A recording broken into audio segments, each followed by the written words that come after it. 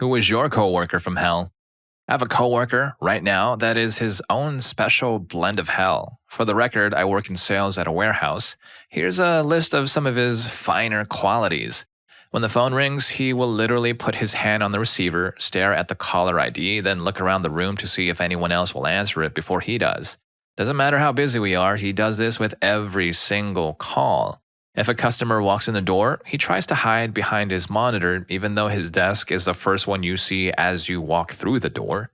So let's say he does engage the customer who walked in. Okay, so now he wants to answer all the phone calls that come in while he's supposed to be helping the guy who is literally standing directly in front of him. If it's not a big order, he doesn't care. You ordered one thing that cost, $15? He just forgets about it. Then when the customer calls back to complain, he just acts like he never talked to them.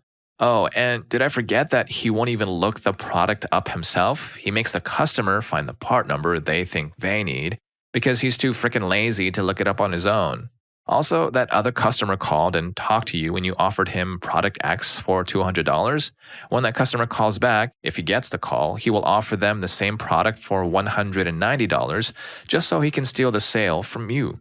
And he constantly eats candy, chips, cupcakes, cookies, tacos, Pop-Tarts, chili, you name it. This wouldn't normally be too bad, except when he eats, he just doesn't work. This also has a separate side effect. He's heavy, but it's all upper body weight, which means when he walks, he has to constantly hold his pants up with his hand. Can't really help move stuff in the warehouse or put things away when you're constantly holding your pants up, can you? He is somehow completely computer illiterate, even though he sits in front of the damn thing for 10 hours a day. He actively refuses to learn new things or organization tactics for using the computer. An example, a customer calls up and asks for a copy of an invoice. In our program, you can generate a PDF copy to email directly to the customer without ever getting up. Nope, he's old school. He prints the invoice, walks across the room, puts it in the scanner, scans it, saves the scanned copy as a PDF, then emails it to the customer. A process that should take 30 seconds now takes him 10 minutes, especially because he's too freaking lazy to get up and walk to the printer more than once an hour or so. And don't even get me started on email. The last time I looked, he had over 29,000 unread emails. You want to make sure he never sees something? Just email it to him. Unless it's an incoming order, then he snipes that stuff right away.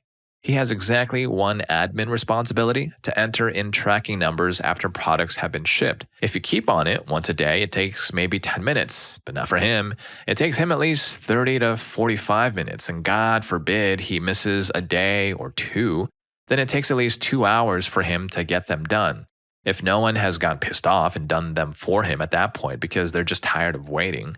He leaves handwritten notes for you to call customers back, but his handwriting is so bad you can't even read what he wrote. He writes down account numbers that end up looking like line noise. For some reason, when there's just the two of us in the office, he thinks that's the right time to make a long personal call about a hospital bill, or a call to his bank, or checking on parts he ordered online. So I end up doing all the work so he can haggle about getting a $2 late fee removed from an account. And he won't ever actually ask for people to do things. Hypothetical. Instead of turning on a light switch or asking someone to turn on a light switch, he would just sit there and say, "Man, kinda dark in here. Wish someone could get that light." Then he just stares at everyone else, waiting for them to turn on the light.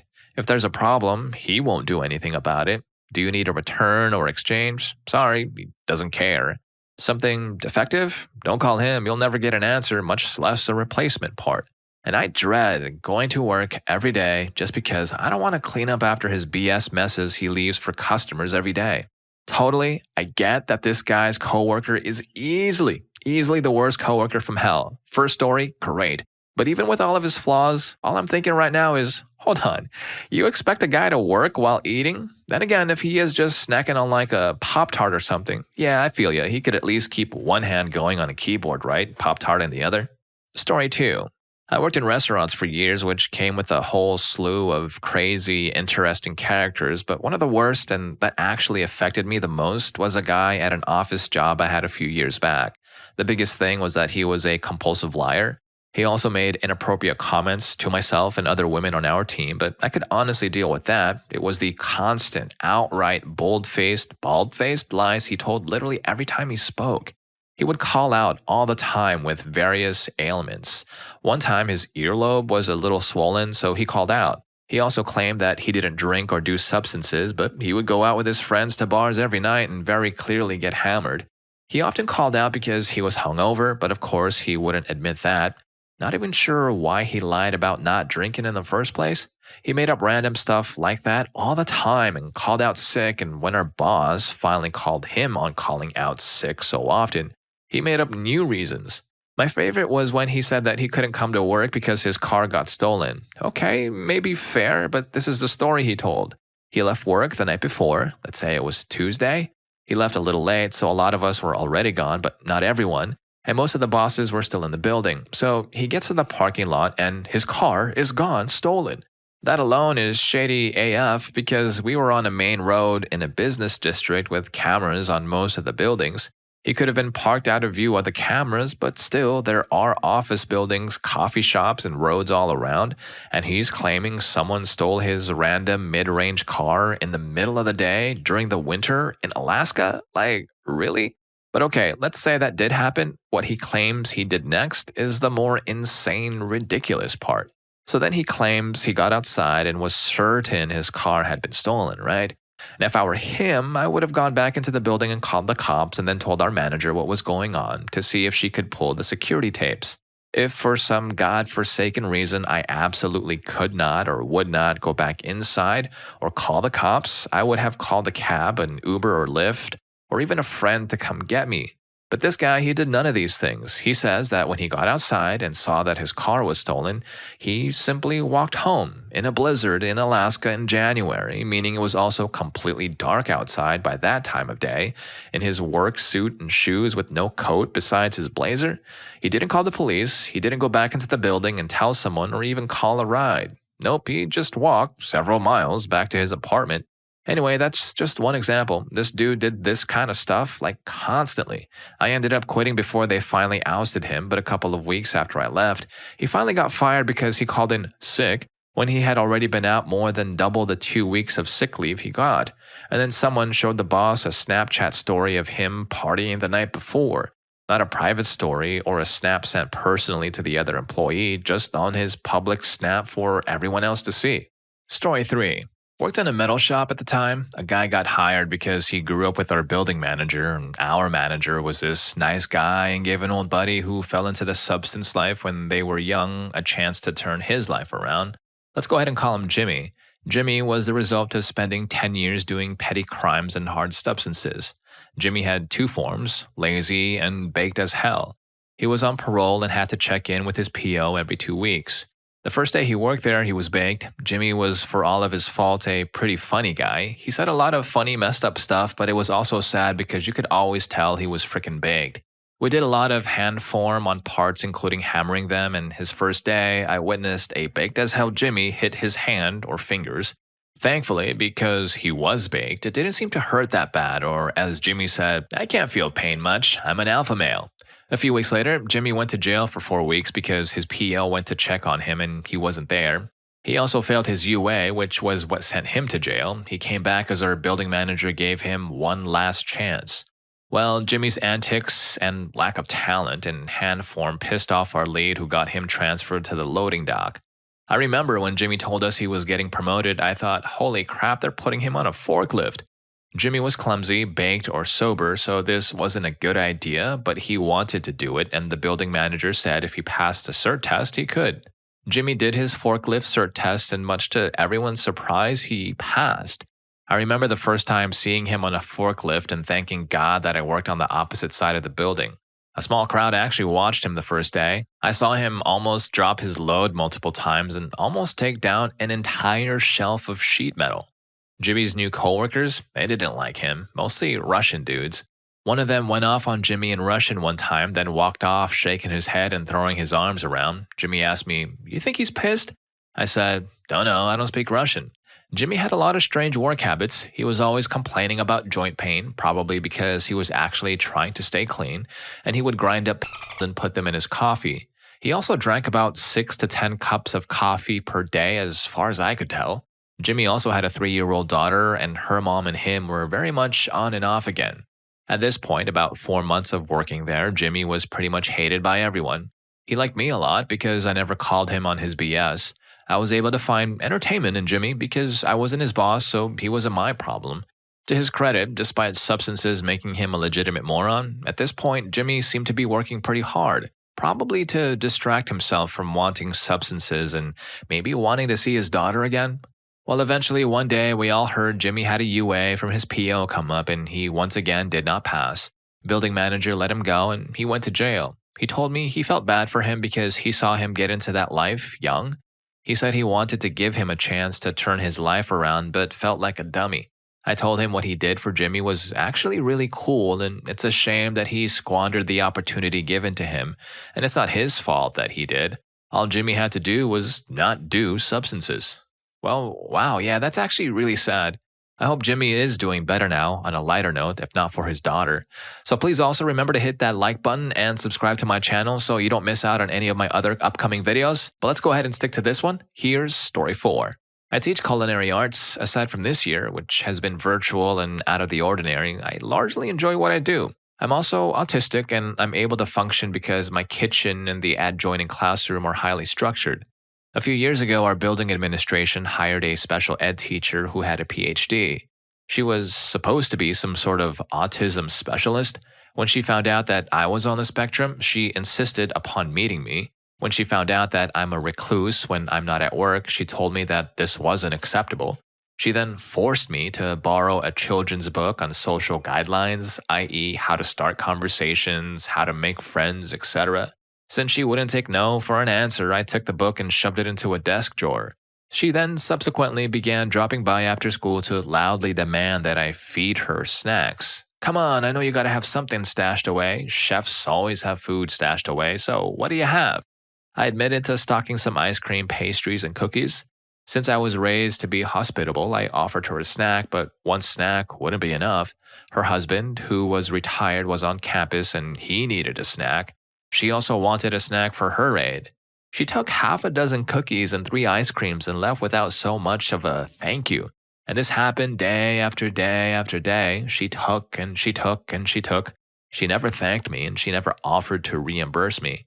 So one day she popped her head into my kitchen. I'm not getting a snack from you today, she announced. My husband just bought burgers from Carl's Jr. And sure enough, she had a burger, fries, and a shake. Did she even think to give me anything for weeks of mooch snacks? Of course not. I decided then and there to cut her off on the following day when she popped into the kitchen loudly saying, "Okay, what do you got?" I looked at her and said, "For you? Nothing. I'm having some homemade glazed berry tarts that I drizzled with a white chocolate ganache." Her eyes lit up. "I love glazed berry tarts with a chocolate ganache." "No," I said, holding the plate away from her. "These are mine."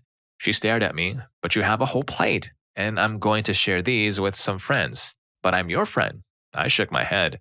She left in a huff and never talked to me again. At the end of the year, she transferred to another school with the principal's blessing.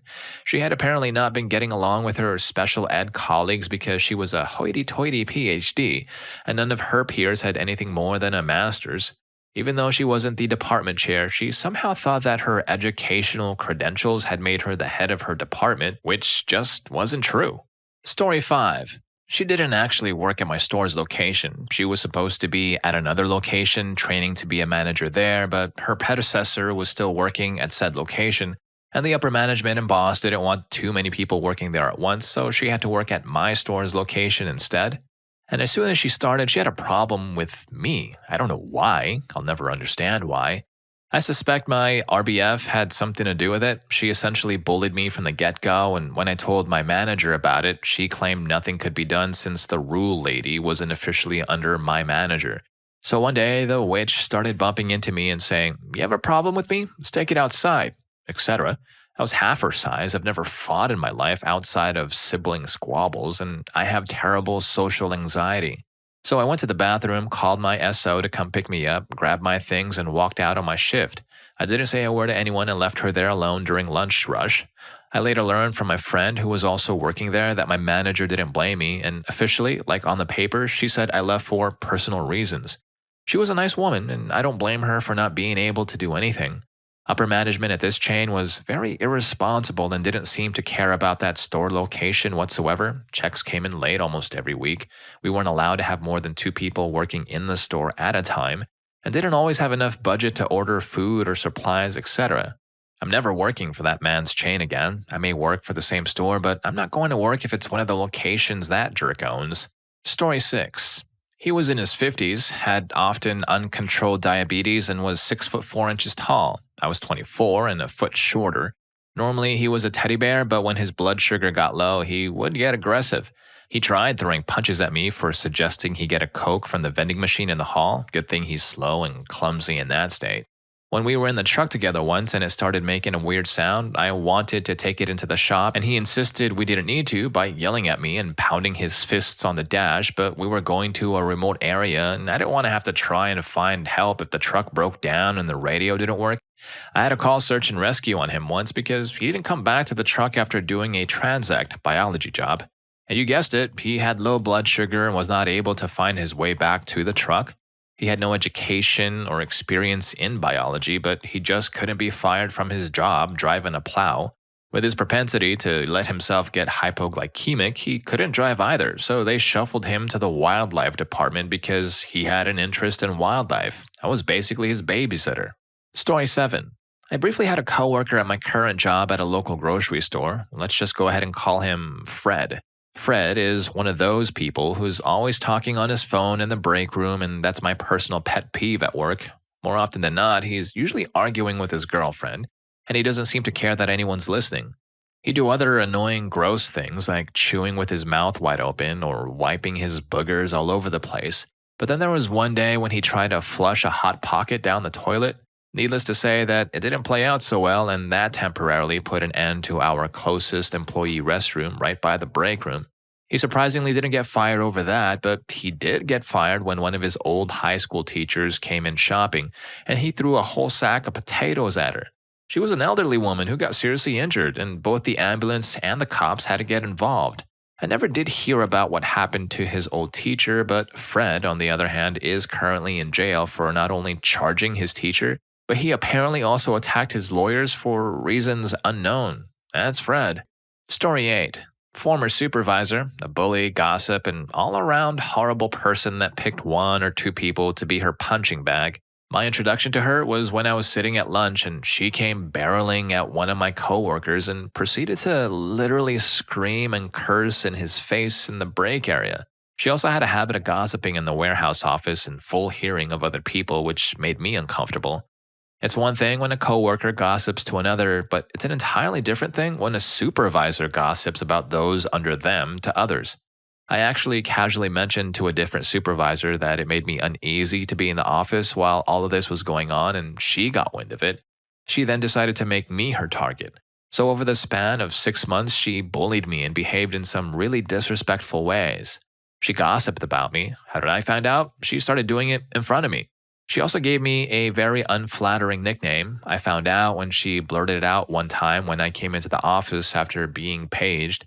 She was passive-aggressive towards me in all respects, growled at me in the ladies' locker room, put papers to cover her face so I couldn't look at her, sighed or scoffed when I tried to engage in conversation with other people, not her, ignored me or outright walked away when I needed a supervisor override. She told me I needed to quote-unquote step it up with my work. I was the second most productive with the second lowest fault rate of my department. And to give you an idea on a typical day, first would do around 25 jobs. I would do around 23. The other 5 people averaged 15 jobs apiece. I finally had a breakdown after she started doing it in front of other supervisors and the manager. This was a week after I told the manager, again, about her behavior. Nothing was being done about it. I was ready to just walk off the job and had a breakdown. Someone told the manager's boss that I was having a breakdown, and she called me directly to find out what was going on. I was walked through an official HR report that went to the front office. She was given one last chance. I told them she wouldn't last a month. 3 weeks later, she had a screaming match with another employee and was suspended and subsequently fired. I later found out she was directly responsible for 3 people quitting and 1 person getting fired because they couldn't take it anymore and threw gloves at her. Alright, so, well, if you like these stories and you can totally relate, here's another one. YouTube thinks you're going to love it, so I'll catch you in that video, and thank you for spending time with me on this one.